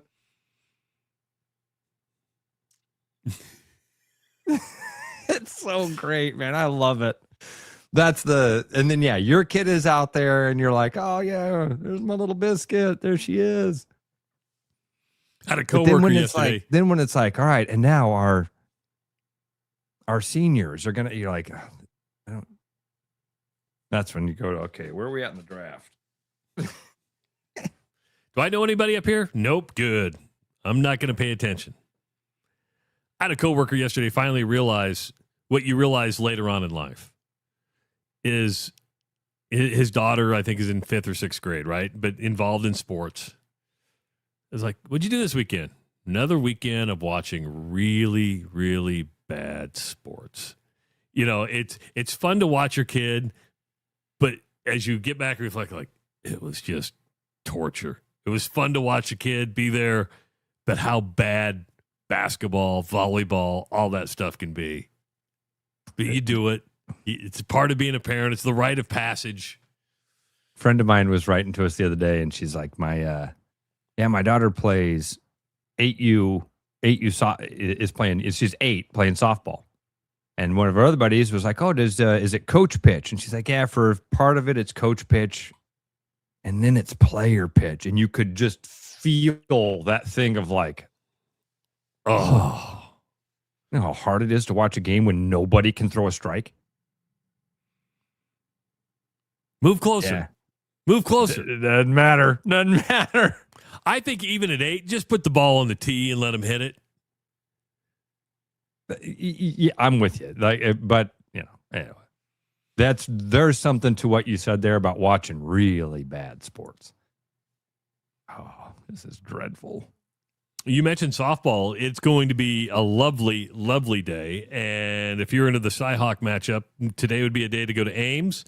You've got Iowa against Iowa State, 4 o'clock in college softball. I'm going to be up in Ames, but it's at 10:30 this morning. I was just like, I'm going to stop by and see the Hawkeyes. Yeah. See some Hawkeyes. But a 4 o'clock first pitch. Iowa State won the first game of the series 9-7. So you got the second game of the series tonight or this afternoon. College softball is popular. I mean, I've Kyle Peterson, who's been on the show, who does color analysis for ESPN, will tell you that the ratings on ESPN, Ross, for college softball are much higher than college baseball. It moves fast. There's strategy. It's one of those sports that's fun to watch. And but yeah, so if you're into the college softball, that's going to be going on today in Ames. One more, because Brian Harden's going to be jumping on with us right around 7:30. You see Coach K's grandson? Oh, this is. Oh, you put that in the rundown. I saw that he got in an accident. Did he kill somebody? Yeah, a 15-year-old kid on an electric bicycle. He hit him, and to make matters worse, he blew a .11. Even admitted to drinking before he got in the car. Isn't it a .11? 0.08 is the usual is the usual limit of intoxication or whatever. Oh man, that's just awful. Don't drink and drive, man. Don't drink and drive. We have so many options now. You have Uber and Lyft and taxis and friends.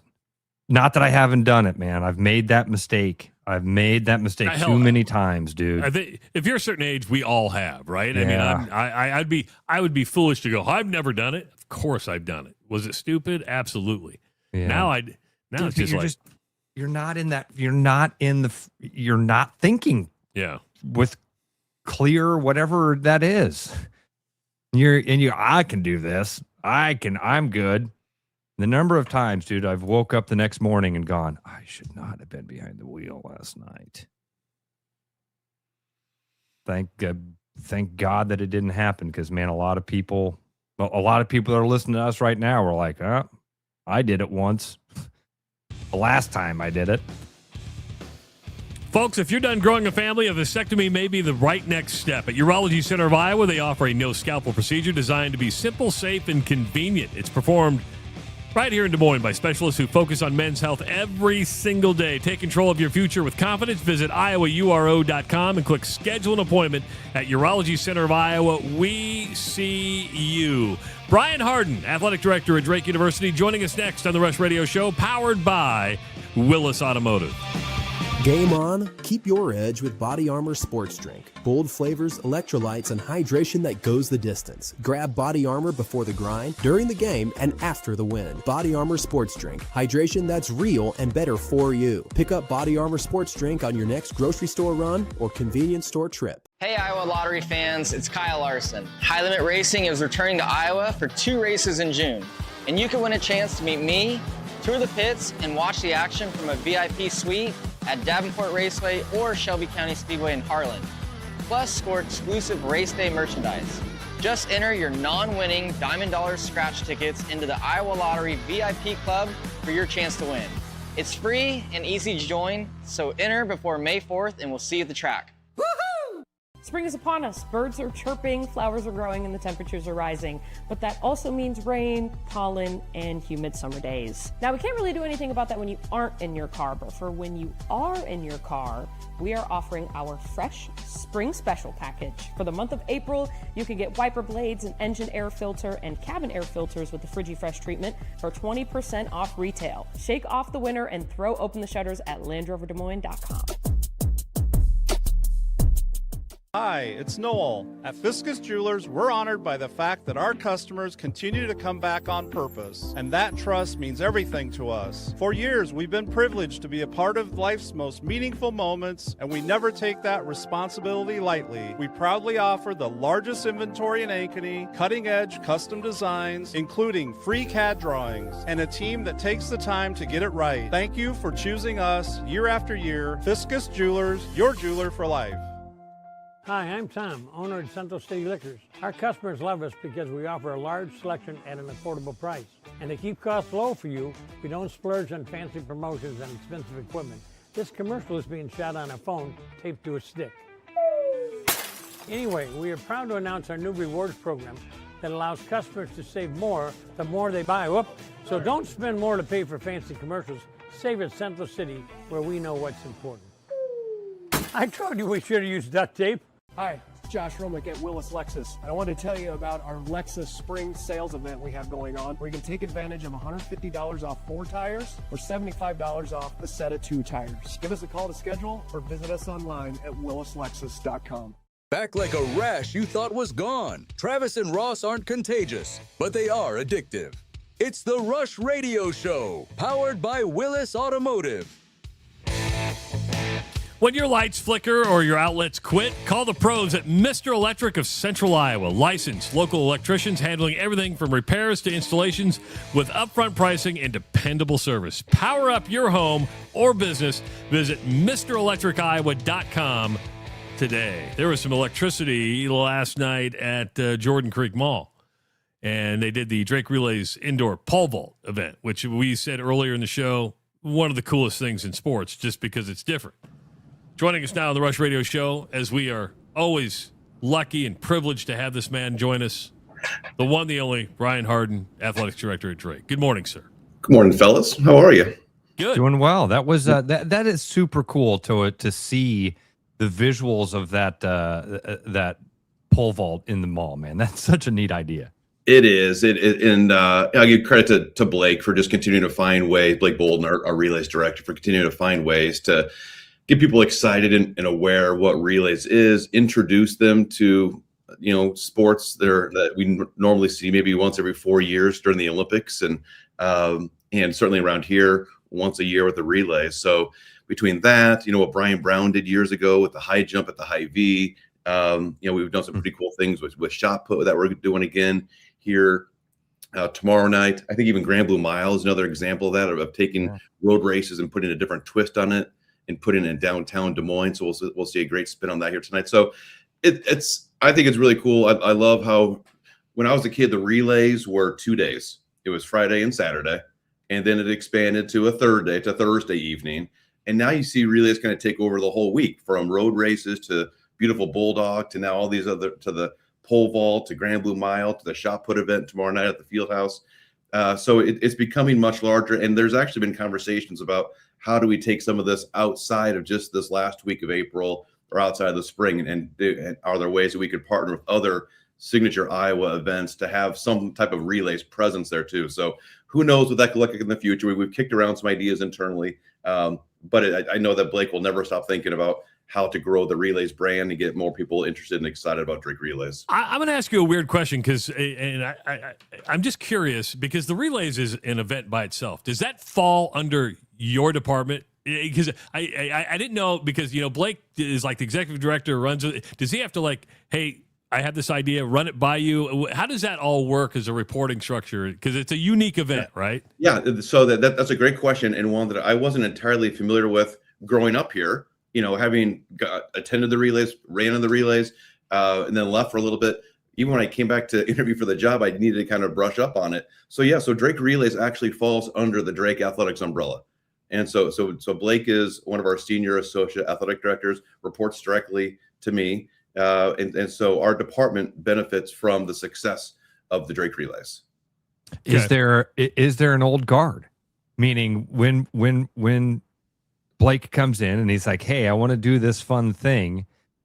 Is it your decision? Is there a group of people that go, now, wait a minute, we have a brand, we have a tradition. What is a bridge too far? Yeah. There you go. Yes. So ultimately it'll rest with Blake and myself, but there are some folks that Blake knows he probably needs to turn to kind of bounce some ideas off of. A good example is like we're doing on Saturday. We just moved it to Saturday now. We're going to do this elite high school mile where we're taking the best milers from the Midwest and we're going to have them race. We did this a couple of years ago when the kid at Dowling was trying to break 4 minutes of the mile, and we brought a really good group together. And actually, a kid from South Dakota came down, Simeon Birnbaum, who now runs at Oregon, who just here last weekend set the NCAA record for the fastest 1500 ever. So that kid came down as a high schooler and beat Jackson Heidish in our relays a couple of years back. But so for that to happen, we had to go through, the Boys Athletic Association, the Girls Athletic Union to get them to sign off on it. So that was into the way. So for us to do it again this year, needed to kind of get their permission. We've had some other ideas that whether it's them or some of the old guard maybe hasn't exactly passed the smell test, if you will. But I think that's Blake kind of knows that. I think that both of us grew up around here. We're familiar with the relays, and so we know that we want to continue to push the envelope. But there are certain things that we're not going to get too far away. Build on the traditions without breaking the traditions. Yeah. Oh, so you're not going to have an AI robot running the half marathon, is what you're saying? How about that? Yeah. No, we won't. Did you see that, Trav? Did you see that story? No. Oh, you know what I'm talking about, right? Rough finish. Yeah. Oh, yeah. It was in, I believe in China. They were having a half marathon and they had an AI robot run and it broke the record for the half marathon. Yeah, because it doesn't have heart rate or anything like that. It has one speed. For it just all goes. the reasons. For all the reasons. Yeah. No lactic acid. Yes. Right. It has a little bit of it. We're going to talk about the marketing deal you signed with a local company, but I want to ask you this, and this may be a hard question to answer, and I don't want you to ruffle any feathers within your own athletic department.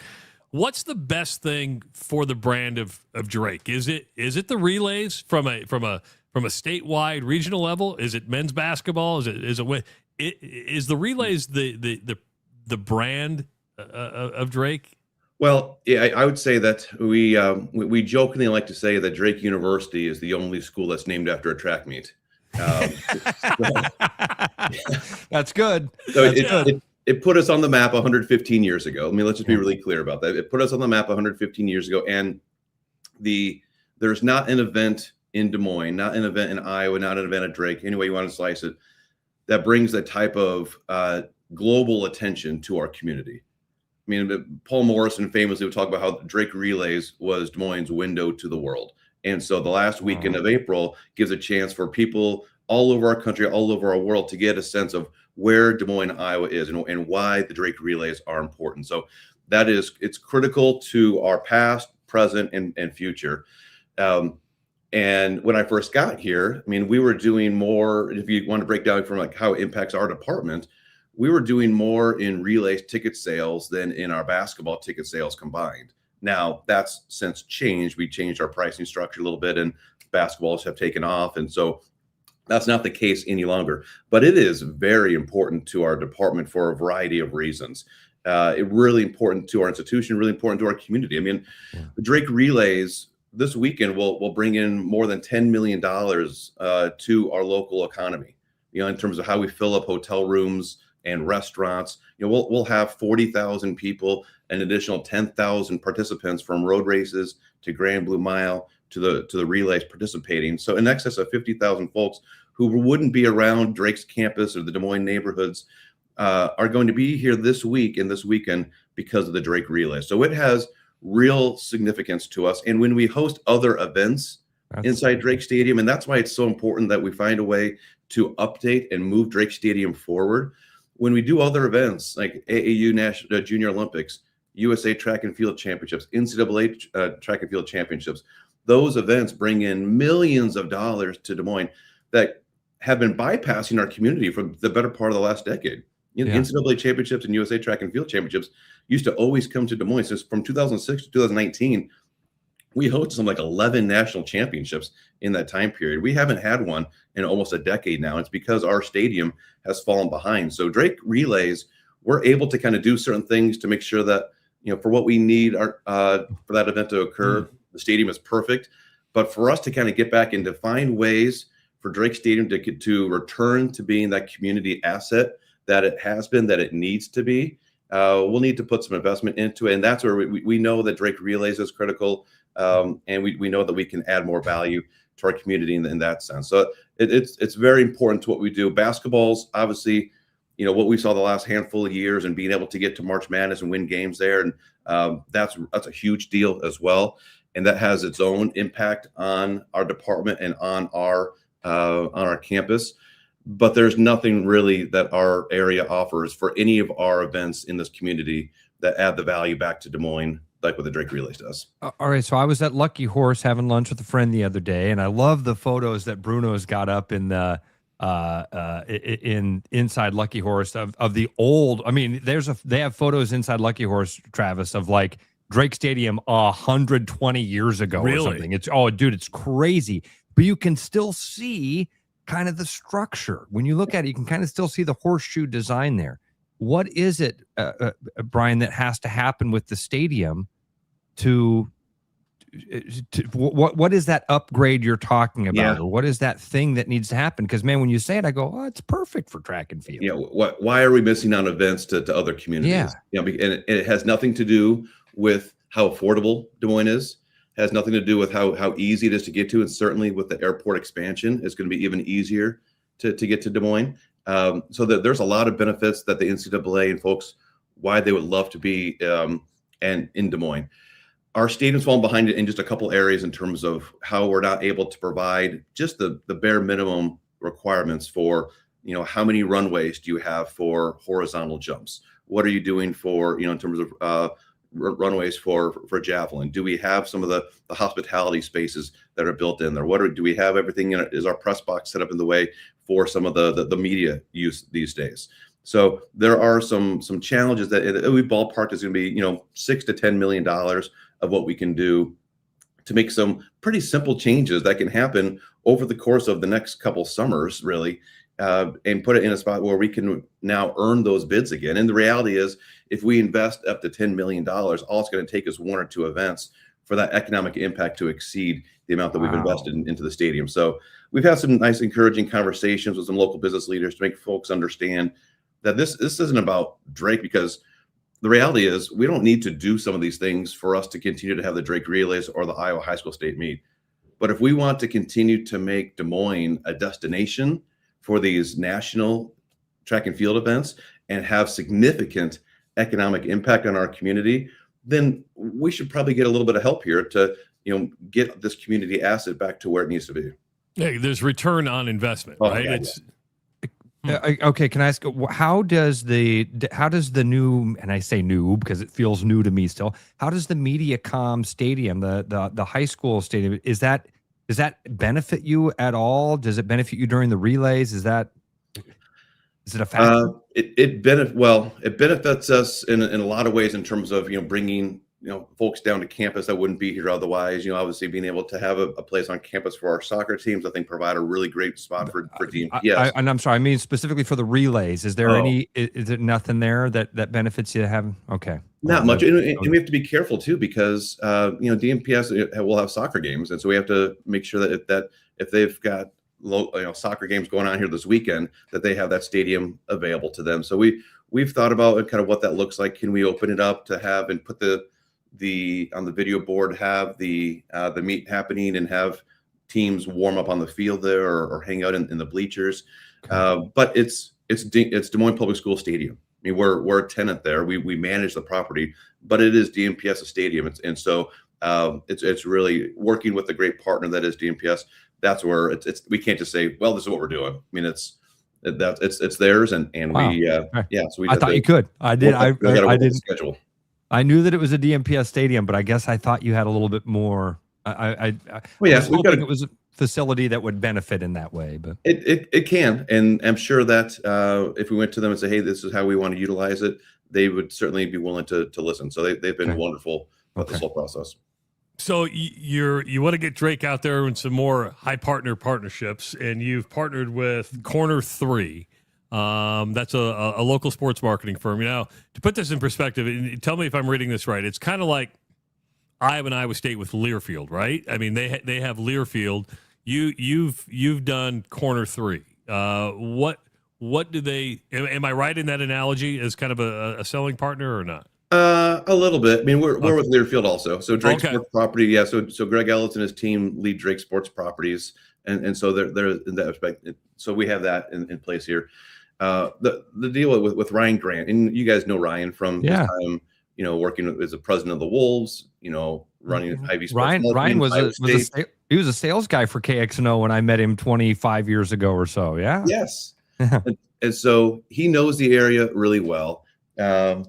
And I just think that he has an ability to kind of lead our efforts at a higher level. And when we're thinking of Drake Relays presenting sponsorship, what does that look like in terms of selling naming rights to the Knapp Center, to Drake Stadium, to the athletic facilities north of Forest, thinking about jersey patch piece, so some new piece of inventory. And we're talking about significant pieces of inventory that have not really been available or that we haven't put out there before. And so trying to find someone in our market who has really good relationships, because that's, getting him out there, because the reality is with our Learfield team, I mean, they are doing gangbusters. I mean, they have been so great these last few years here, each year breaking their previous record for amount of sales. And so how do we keep them in that space without, falling backwards? Can we identify Ryan and some of his contacts that he has to get us in front of folks that maybe Blake or myself couldn't get in front of? Yeah. And does he open some doors to maybe some areas that Drake hasn't typically been in? And so that's kind of what it is. It really comes down to, there's a need for new revenue in college athletics. We cannot continue to put the pressure and strain on our fans to foot the bill for us wanting to try to take Drake to new levels here. And when we are living in such unconventional times, it's really hard to continue to operate in a conventional manner. And so trying to find this way, working with Ryan is kind of our foray into this new area that I think we find all of us living in college athletics. Something interesting happening over in my neck of the woods, which is, I like to say we're not really pioneers, but we left terrestrial radio to do a radio show on the internet, right? So we call it internet radio. A local team over here is taking all their games off the radio, terrestrial, and starting their own internal radio station with an app. And just because, I mean, you listen, and I go, why are you doing that? Like, well, we don't have to pay for the radio time and we can do the exact same thing. Have you considered something like that? Going, you know what? We don't need terrestrial radio anymore. We can just do everything in-house and put it on our own app. Yeah, we have now thought about that. That's interesting. It's our games, the videos will stream primarily on ESPN Plus, and so that piece will live out there.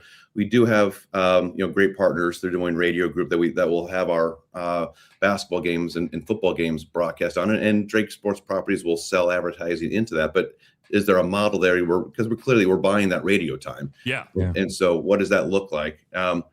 it kind of speaks more to kind of maybe a project that Michael Admire is working on. Again, another space of how we're trying to maybe think things about differently, like the digital storytelling aspect. And so Drake Sports Media that Michael kind of came in and started up is now evolving into being able to work with our student population at Drake, because Drake just last year launched a new major, sports media and communication major in our School of Journalism and Mass Communication. And they had expectations of a certain number of students that would come in the first year, and they beat it by like 5x. And then this next year, the students that have expressed interest are surpassing what they expected for year 2. So we think that we can work with them and create through this Drake Sports Media an ability for us to, go through it and tell our stories where it's tougher right now because our local media it's the Register doesn't have as many folks as they used to. 5, 8, and 13 are getting pulled a lot of different directions through no fault of their own. They're all a great, amazing people, but it's just how do we try to find ways to leverage the technology and the ease of it today? You've got a group of students who are wanting to get into this area. And so that's going to be a space that I think that you'll see us grow a lot in here over the next couple of years as we just continue to try to find new ways. As I said, it's an unconventional time. So let's not continue to think the ways that we always have. Let's break away. And so Travis, your point is a good one in terms of, is that another space that we need to be thinking about? Is that expense really necessary? Or should we be trying to get rid of that expense and still capture the revenue that we have from and that was my question, because I go, what were you spending on radio time? They're like 70, 80 grand a year. Yeah. And they're like, we have our own app running, and it cost $100 a year to run an app, right? And so they were like, we can sell radio time the exact same way and probably reach more people easier by just emailing out a link. Hey, listen to the game right now. It's on the space. I think Drake football on Rush Radio has a really good ring to it. So we can. That'd be amazing. That would be super cool.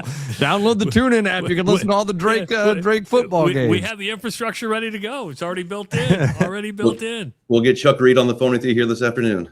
I wouldn't do that. He doesn't. He's not a big fan. He's not a big fan. So will you hang out at Peggy's this weekend? Will you go to Peggy's at all this weekend? So I've worked at Drake for 8.5 years, and I have spent about 27 seconds inside Peggy. I've made one trip into Peggy's. I went in there during Relays weekend, maybe my second or third year, to go meet up with an alum. And I walked in and saw too many familiar faces for me to stay and be comfortable. Yeah. No, listen, 27 seconds is the perfect amount of time to get the full feel of Peggy's and get out of there. Good job. Right. Good job. So I walked in, I took one shot, and I turned around and like, all right. Yep. I will see you guys later. I know, I can tell where I'm not wanted. It was like you walk in, all of a sudden, like it's like the record scratch, like the needle across the record. It's like, oh God! And you can see people kind of straighten up and hiding behind their back. And Brian walked in. Right. Brian's here. Yeah, that's right. Yeah. Dad's here. So more important question: how much time in this really busy week did you dedicate to the beautiful Bulldog contest? How much time did I spend thinking about it? I mean, it's hard to measure. I mean, hours, days, weeks. It's just so much. How much time did I spend physically there? Less time than I spent at Peggy's. So I didn't make it this year. I'll be honest. Okay. I did not make it to beautiful Bulldog this year. I thought about it a lot, and I hope that Flora, our champion, does an amazing job this year. It's actually a great story, survivor of a puppy mill. So there's a lot of great things that come from that. And the beautiful Bulldog gets a ton of great attention for our campus. But yeah, Sunday I had a couple other things going on that just kind of kept me from being able to be part of that. I thought that was a requirement. I'm just saying, I thought that when you took the job, they explained to you that's like the second most important thing you're going to do besides hire coaches. It's buried in the details of my contract of other duties as assigned, and I just happened to conveniently glaze over it this year. Oh, good. Well, somebody's going to give you a call. Well, my phone's already buzzing. We had Blake on last week, and we learned that you can come in from anywhere. We thought it had to be an Iowa dog, like a dog from Iowa. And they're like, no, people come in from all over the country. We're like, no, it has to be an Iowa dog that wins this thing. It's the most beautiful bulldog in all the world. This is a very prestigious There's no honor. such And so thing, by the way. It's not just limited to Travis, we have to wait till he's between off the air rivers. before we say those things. Oh, yeah. Stop it. Remember? Oh man, Brian, it's always good to catch up with you, my friend. Yeah, guys. Have Will a you be good around week, this? man. Will Ross, you run in the Grand Blue Mile tonight? You're wearing a great outfit. You got the blue already on, ready to go. I do got. This is about as close as I'm going to get to the Grand Blue Mile right here, man. Wearing my beautiful bulldog right here on my chest. But I'll be doing it all day today. So. But in all seriousness about the Grand Blue Mile, this is the only qualifier for like the World Championship. I mean, so the winner tonight. It's actually a big race tonight. It's actually a huge deal, and so that's the beauty of tonight is you've got folks who of all ages and all. Like my dad had a stroke before Christmas. He's not really moving very well. He's going to try to do the Grand Blue Mile tonight, and so he'll try to walk it at his own pace. It'll take longer than it's happened before, and hopefully he can finish it. But you've got folks like that can do it that are 75, and you've got folks like my kids who are going to run it and try to do really well. And then you've got other folks like me, my wife could be somewhere in the middle there. And then you've got these great Masters divisions. So Travis, come on down for the Masters division race and get in there and do that. But then you have also, like you said, the Olympic caliber athletes, and they're running the roads of Des Moines. So that's going to happen after 7:00 tonight. And you've got some folks who are, many of the men have gone, I think all of them probably have gone under 4 at some point. You're going to have to run pretty fast tonight to make the U.S. team. So the winner tonight will be the U.S. champion, and the top number of finishers will then advance to represent Team USA at the Road Mile Championships here, I believe, in maybe September. They'll go abroad here. So it's a really huge deal. It's great that our community gets to host it. The weather looks outstanding. Yeah. We need to bottle it up and try to extend this thing out to the weekend here. But it's going to be in the mid to upper 70s when that group runs tonight. So fast weather, fast course. Come on down. You don't have to be a participant. There's going to be thousands down there. There's food trucks and everything set up down there on Grand Avenue. You want to be around kind of the 12th and Grand areas where you want to be tonight. So it's awesome. It's a great way to spend a night out in downtown Des Moines. Good stuff, Brian. I have 2 fun marathon stories, Travis. We'll have to save for tomorrow. But, Brian, I always was fascinated by, the 1904 St. Louis Olympic Marathon. It's one of the – do you know the story of this? Yeah. I'm going to find it and send it to you. It's the most insane marathon race of all time. And then I just saw a story the other day about the 1961 Boston Marathon when a dog got out on the course and ran for 8 miles with the top runners until – it veered into the leader and took him out. Oh, no. Yes. Yeah. So anyway, I'll send both those stories to you. So when you got a few minutes to distract your brain here, you can have fun. I love it. Wow. All right, Brian. Have a good relays week. We'll catch up soon. Sounds good. Thanks, guys. Right, buddy. Brian Harden, athletics director at Drake University, joining us. Good stuff. Yeah, it's really good stuff, man. I love how those guys come on and they're so on it that we can ask them anything. That's really good stuff. I guess when he was talking about those facilities, that's why I wanted to ask about the MediaCom Stadium, because in my head I was thinking, well, there's a little bit of extra green space there for them to be able to utilize. I didn't even think about the fact that that's a DMPS facility, and they're going to use that for soccer games during that time. So interesting stuff. Always good insight.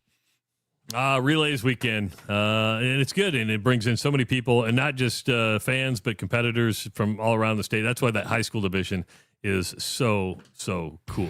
All right, what a fun show today. Good show. We started off with 2 dozen roses. And I'll be singing it all day again. If I had 2 dozen roses.